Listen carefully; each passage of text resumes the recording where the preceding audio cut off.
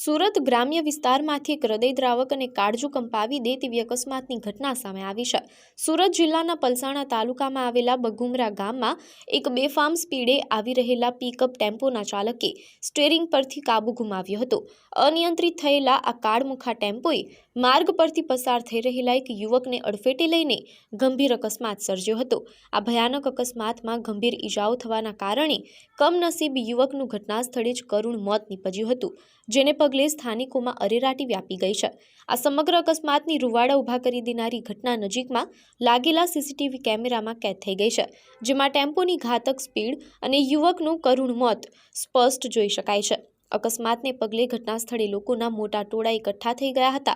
બનાવની જાણ થતાં જ પલસાણા પોલીસ મથકનો કાફલો તાત્કાલિક ઘટના સ્થળે દોડી આવ્યો હતો। પોલીસે મૃતક યુવકના મૃતદેહને પોસ્ટમોર્ટમ અર્થે હોસ્પિટલ ખસેડી સીસીટીવી ફૂટેજના આધારે ફરાર ટેમ્પો ચાલક વિરુદ્ધ ગુનો નોંધી તેને ઝડપી પાડવા ચક્રો ગતિમાન કર્યા છે।